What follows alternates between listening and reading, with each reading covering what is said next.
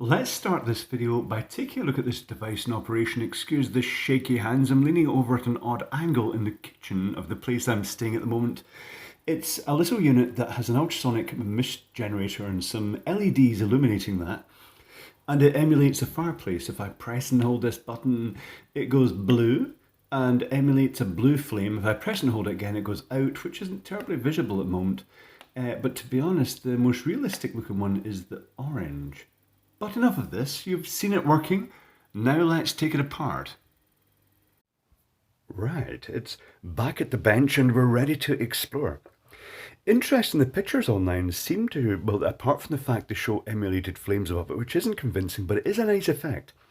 It shows a more linear line right across the top here. It's not, because when you open it up, you've got this little separator inside because there is an air port. And air is pulled in through the base and it's blown up by a small fan through a tube here, and that's what creates a flow of air out. And there's a little ultrasonic atomizer over there. Let's see if we can open this up. I should also mention it has a timer function. You can set it to run for 1 hour, 3 hours, or 5 hours. And also by holding this button for a longer time, it switches between the colours. And it's powered by USB-C at round about 1 amp. Not bad, say about 5 watts. Oh, there's the max line for the water level. Oh, it's a little sticker. Interesting. Right, let's see if we can get the unit open and explore the inside. So it has little stick-in feet, presumably, over the screws. Yes, it does. Right, so get them out. I'll just stick them back on here, because we're kind of interested in seeing the circuitry inside. It puts out a decent amount of haze. I wonder if it's using a fairly standard disc or not. I shall use this screwdriver. Will it reach down into the screws? No, what screws are those? Have I got a light here? Oh, what sort of screws are those? Oh, they do appear to be crosshead. Just maybe a bit tricky to get the screwdriver into. Maybe it's the wrong size of screwdriver. Maybe I'm using incorrect tool. That's fine. With enough force, they will work. That's working now. I may have just missed it before. It says rated input, 5 volts, 2 amps. I didn't measure that. I measured a lower current. That's good though. Oh, then it says rated power 4.5 watts, which does say, you know, 1 amp at 5 volts. Well, there we go. That's contradicting information already. I also get the feeling that on these listings, they tend to copy other people's listings. Oh, that comes off quite easily. What's that? Oh, it's the little diffuser for the LEDs stuck over the back of that for diffused LED stuffness. So that's quite a complex circuit with double circuitry. Right, tell you what, let's take a closer look at this and do a rough assessment to start off with. I shall focus on that. What am I seeing here? I'm seeing the microcontroller. I'm seeing a MOSFET. The MOSFET is most likely switching this little piezoelectric disc. Everything just plugs on here. I'm seeing the little circuit board at the back with the LEDs, which also plugs on. And I would expect a couple of transistors in the vicinity of this. Well, you know what? Before I go any further, let's just take a picture of this circuit board and then we can reverse engineer it. One moment, please. The reverse engineering is complete. Let's explore. The supply comes in the USB connector. It's USB-C, and there are a couple of resistors to tell it to supply, well, basically unlimited current. That 5 volt supply then goes via this little smoothing capacitor to a couple of bits of circuitry. One of them steps the voltage up to about 20 volts. The other one steps the voltage down to 4.4 volts for the microcontroller. The 20 volts is switched by this large MOSFET here through an inductor to step the voltage up, and that then drives the piezoelectric transducer. This also has a current sense resistor, 0.33 ohms, to provide feedback on how much current's flowing through it. At either side of the circuit board, there are connectors for a fan with a little drive transistor and the 2 colour LEDs, the yellow or the blue over here, which have their circuitry on the other side of the board. I'll bring this in and show you it. This is flipped over to the back of the board now. So there's the fan connector, there's the red, yellow and blue LEDs, and the switch, and they've each got the transistor for them and a 75 ohm resistor. There is the provision for another LED and a bit of circuitry for driving it here. I'm not sure what that's for. There are the two 5.1K resistors that are used to tell the USB-C port to provide oodles of current. Oh, and there's a 1K resistor and an LED for each of the sort of like level indicators. I think it's timer indication. Right, I'll get that out of the way. And I shall bring in the schematic. It's a very busy schematic. It's quite full because there's quite a lot going on.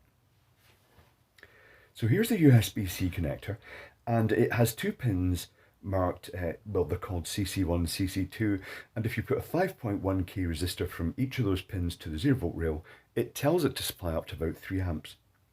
There is the small smoothing capacitor. What value was that? Just hold on, let me just double check that right now. 220 microfarad, 220 microfarad, 10 volt, that's all it has to be. It's only getting 5 volts at that point in time.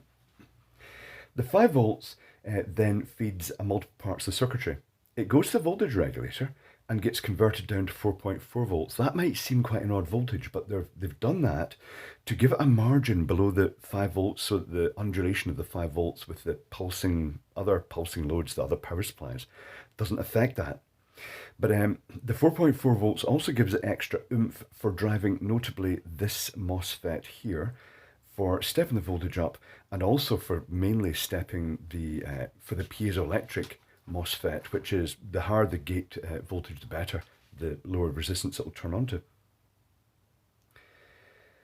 So the 4.4 volts is also used to power the little indicator LEDs with 1K resistor each because they're not much current. And that's it. The microcontroller is the push button input, pulling it to the 0 volt rail for changing modes and colors, and turning it on and off and setting times. And it also drives the transistors, the ordinary NPN transistors J3Y that switch the yellow and blue LEDs. There's two sets of these, and the fan, they just have 1K resistor to switch that. The step-up circuit that steps the voltage up to the higher voltage before it gets pulsed by the piezoelectric circuitry involves this 10 microhenry inductor, a ARDP MOSFET. That's this tiny little MOSFET here, and it equates to an AP3N06Mi rated 60 volt at 3 amps, and it's being used to boost the voltage up to the piezoelectric section.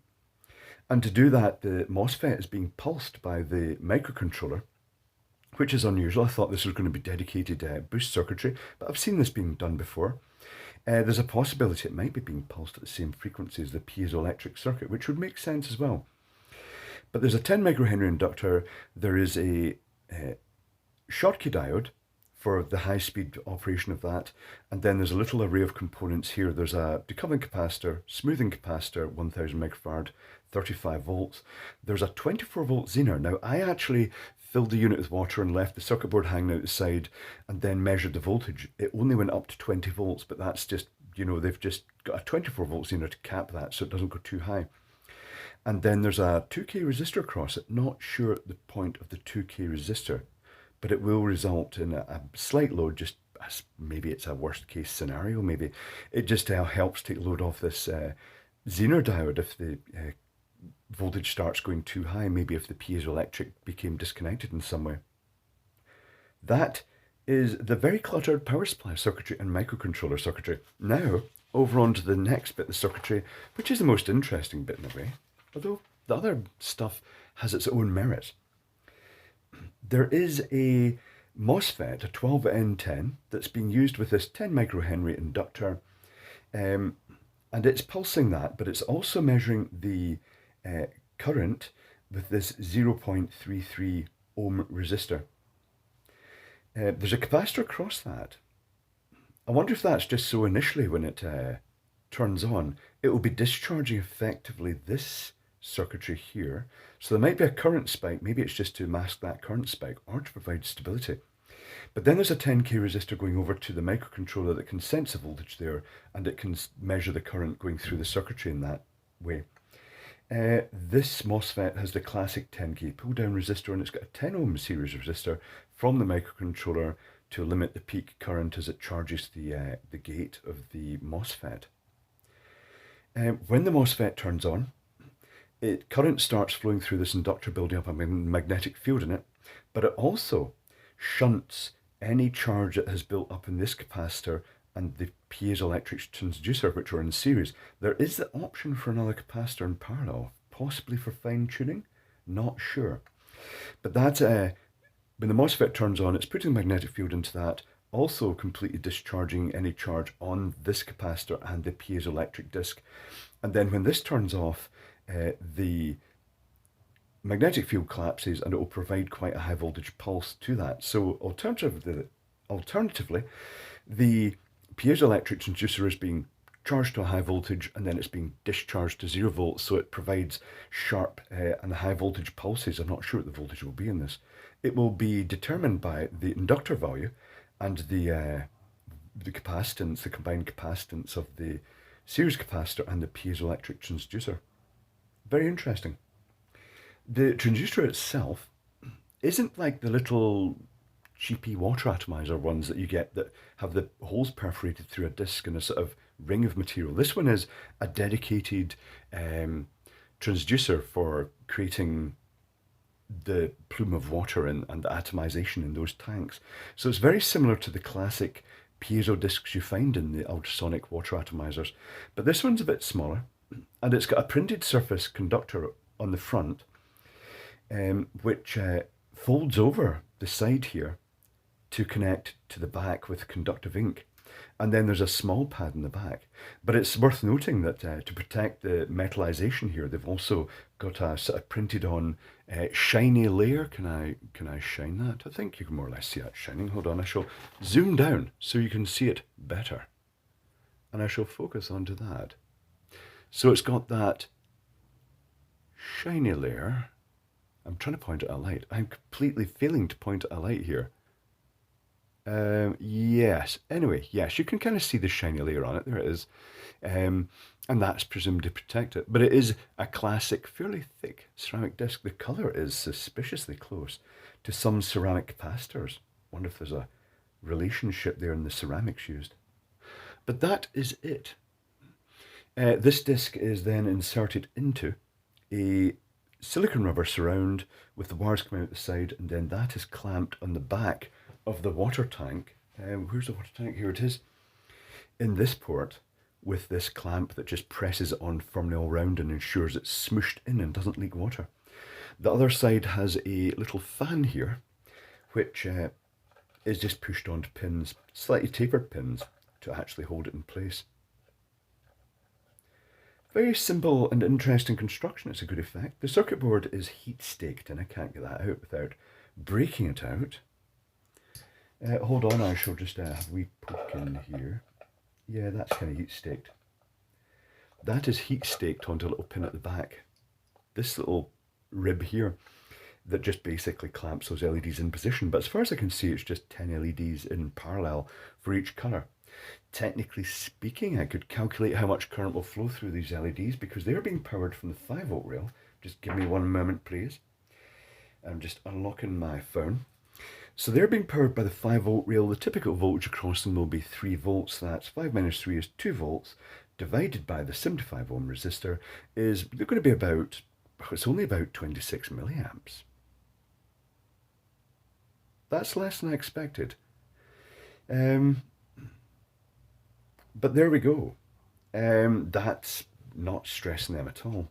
I mean, it doesn't have to be too bright. It's just a very gentle effect. It's not designed to light the room. But that is it. The piezoelectric transducer little water plume generator that has the LEDs pointing up into the tank here and out the port of the top, and just creates the fan-assisted flow of water vapour that's created by the ultrasonic atomization from this port here. And that creates that sort of hazy, decorative, fake flame ultrasonic effect. It's quite neat. It looks quite smart.